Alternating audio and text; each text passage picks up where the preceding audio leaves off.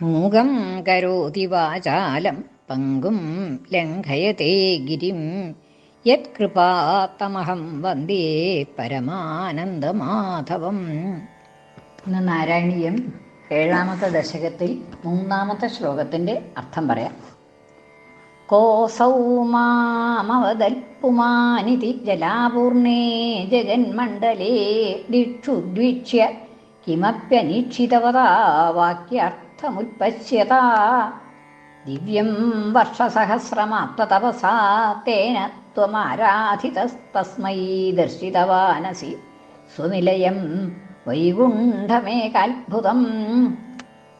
ബ്രഹ്മാവ് സത്യലോകത്തിൽ ബ്രഹ്മാവായിട്ട് സ്വയം ജാതനായി ഭഗവാൻ എന്ന് പറഞ്ഞു.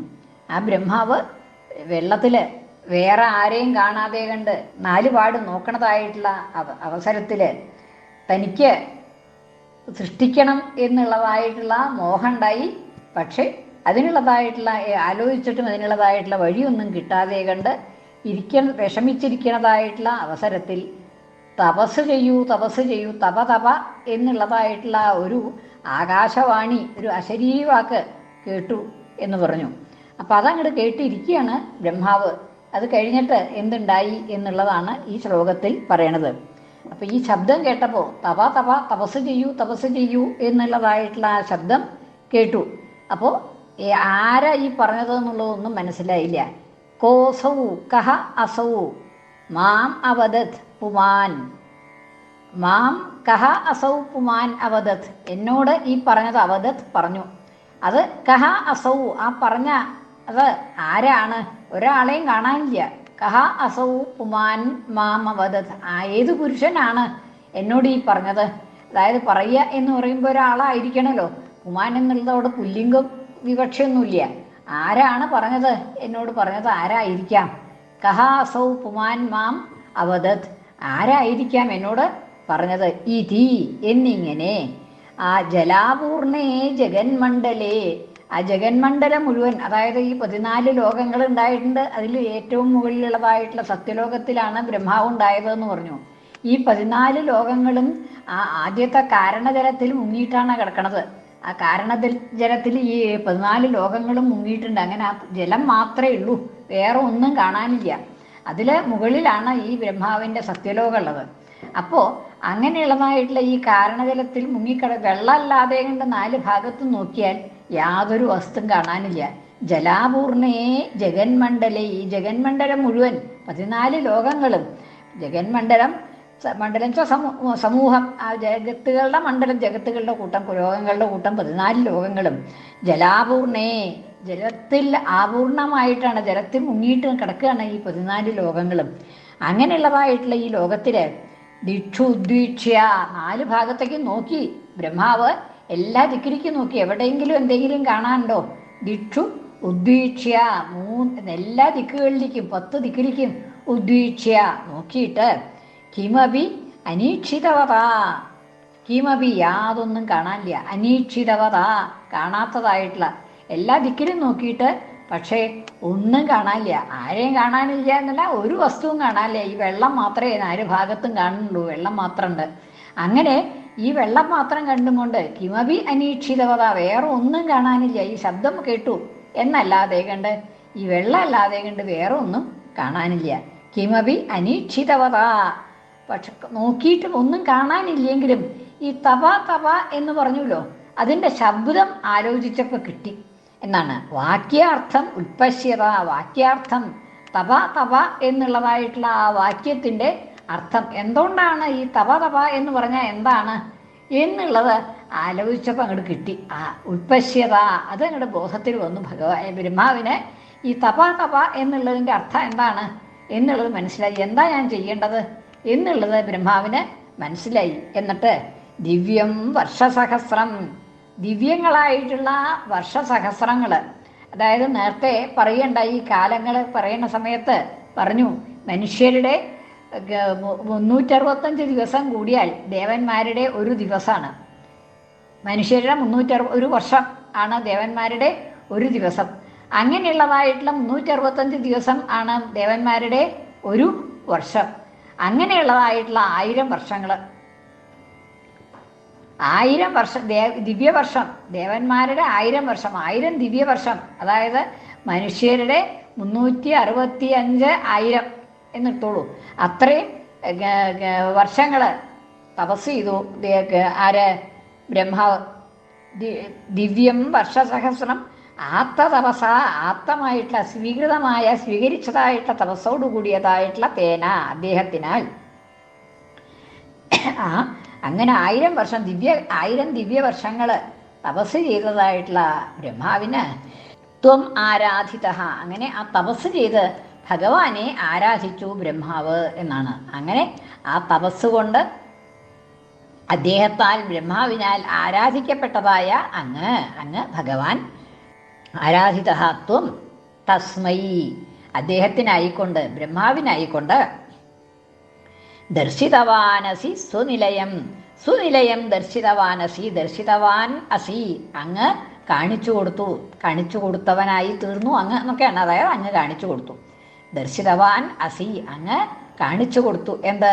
സ്വനിലയം, തൻ്റെ സ്ഥാനം, അതായത് ആ വൈകുണ്ഠം എന്നുള്ളതായിട്ടുള്ള ഭഗവാന്റെ സ്ഥാനം. സ്വനിലയം, ഭഗവാന്റെ സ്ഥാനമായിട്ടുള്ള, ഭഗവാന്റെ വാസസ്ഥാനമായിട്ടുള്ള, ഭഗവാന്റെ വാസസ്ഥാനം എന്ന് പറഞ്ഞാൽ ഈ വൈകുണ്ഠം മാത്രം വാസസ്ഥാനം എന്നല്ല അർത്ഥം.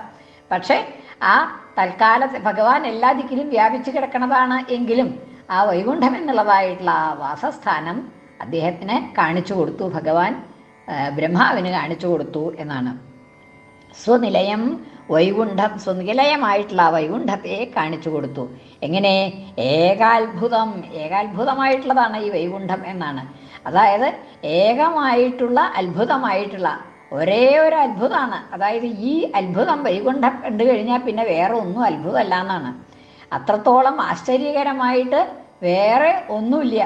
അങ്ങനെയുള്ളതായിട്ടുള്ള ആ വൈകുണ്ഠം അത്ഭുതങ്ങൾക്കൊക്കെ നിദാനമായിട്ടുള്ള, കണ്ടാൽ അത്യത്ഭുതമായിട്ടുള്ളതായിട്ടുള്ള ആ വൈകുണ്ഠം എന്നുള്ളതായ തൻ്റെ നിലയം, തൻ്റെ വാസസ്ഥാനം ബ്രഹ്മാവിന് കാണിച്ചു കൊടുത്തു എന്നാണ് ഈ ശ്ലോകത്തിൽ പറഞ്ഞത്.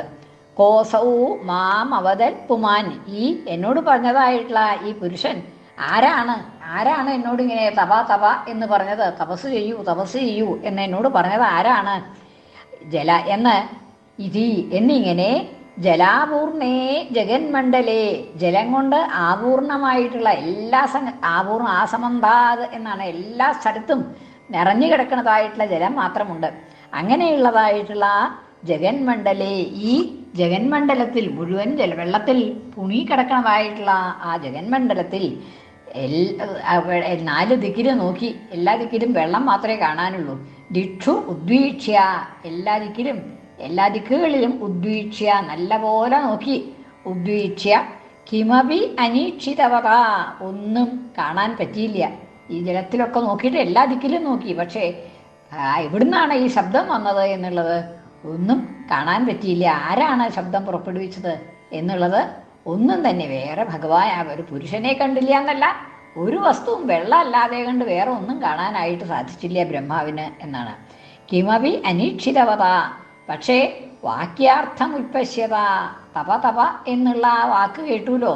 അപ്പം അതിൻ്റെ അർത്ഥം മനസ്സിലായി, ഇതാണ് വേണ്ടത് എന്നുള്ളതായിട്ട് മനസ്സിലായിട്ട് ഉൽപ്പശ്യത, അതിനെ ആ ബോധം വന്നു, എന്താ ചെയ്യേണ്ടത് എന്നുള്ളതായിട്ടുള്ള ബോധം വന്നു. എന്നിട്ട് ദിവ്യം വർഷസഹസ്രം, ദിവ്യമായിട്ടുള്ള വർഷസഹസ്രം, പറഞ്ഞത് മാതിരി ദേവന്മാരുടെ 1000 വർഷങ്ങൾ, അതായത് ദേവന്മാരുടെ ഒരു വർഷം എന്ന് പറഞ്ഞാൽ 365 വർഷമാണ് നമ്മളുടെ ഒരു വർഷം എന്ന് പറഞ്ഞാൽ ഒരു വർഷം എന്ന് പറഞ്ഞാൽ ദേവന്മാരൊക്കെ ഒരു ദിവസമാണ്. അപ്പം അങ്ങനെയുള്ളതായിട്ടുള്ള 365 ദിവസം കഴിയണം ഒരു വർഷമാവാൻ. അങ്ങനെയുള്ളതായിട്ടുള്ള 1000 വർഷങ്ങൾ ബ്രഹ്മാവ് അവിടെ ഇരുന്ന് തപസ് ചെയ്തു എന്നാണ്. ദിവ്യം വർഷസഹസ്രം ആത്മതപസ, സ്വീകരിച്ചതായ തപസ്സോടുകൂടിയതായ അദ്ദേഹത്തിനാൽ ഇപ്രകാരം ആ തപസ്സുകൊണ്ട് സേവിക്കപ്പെട്ടു. തേന ആരാധിതത്വം, അങ്ങനെ ആ ദിവ്യ സഹസ്ര വർഷങ്ങൾ തപസ് ചെയ്ത് ഭഗവാനെ ആരാധിച്ചതായ അദ്ദേഹത്തിന് തസ്മൈ, അദ്ദേഹത്തിനായിക്കൊണ്ട് ബ്രഹ്മാവിനായിക്കൊണ്ട് ത്വം സ്വനിലയം ദർശിതവാനസി, അങ്ങയുടെ ആ നിലയത്തെ, വാസസ്ഥാനത്തെ കാണിച്ചു കൊടുത്തു. ദർശിതവാനസി, കാണിച്ചു കൊടുത്തവനായി തീർന്നു അങ്ങ് കാണിച്ചു കൊടുത്തു.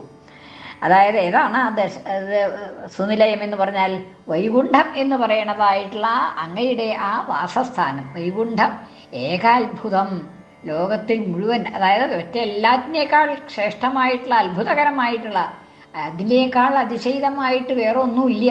അതാണ് അതിനെ ഏകാത്ഭുതം എന്ന് പറയുന്നത്. ഒരേ ഒരു അത്ഭുതസ്ഥാനാണ്, അതിശയസ്ഥാനാണ് ഈ വൈകുണ്ഠം എന്ന് പറയുന്നത്. അത്രത്തോളം അതിശയമായിട്ട് വേറെ ഒന്നും ഇല്ല. അങ്ങനെയുള്ളതായിട്ടുള്ള ആ വൈകുണ്ഠം എന്നുള്ളതായിട്ടുള്ള ആ വിഷ്ണുവിൻ്റെ വാസസ്ഥാനം ഈ ബ്രഹ്മാവിന് കാണിച്ചു കൊടുത്തു. ഭഗവാന്റെ വാസസ്ഥാനം ബ്രഹ്മാവിന് കാണിച്ചു കൊടുത്തു എന്നാണ് ഈ ശ്ലോകത്തിൽ പറഞ്ഞത്. ഒന്നും കൂടി ശ്ലോകം ചൊല്ലാം. കോസൗ മാമവദൻ പുമാനിതി ജലാപൂർണേ ജഗന്മണ്ഡലേ ദിക്ഷുദ്വിച്യ കിമപ്യനിക്ഷിതവതാ വാക്യാർത്ഥമുൽപശ്യതാ ദിവ്യം വർഷസഹസ്രമാപ്തതപസാ തേന ത്വമാരാധിതസ്തസ്മൈ ദർശിതവാനസി സ്വനിലയം വൈകുണ്ഠമേകാത്ഭുതം. കൃഷ്ണാർപ്പണം. മലയാള പരിഭാഷ. എന്നോടാരിതു ചൊല്ലി എന്നു തരസാ കണ്ണൊട്ടിനാൻ, ചുറ്റുമൊട്ടൊന്നും കണ്ടതുമില്ലയാഴി നടുവിൽ വെള്ളത്തെയല്ലാതെതും.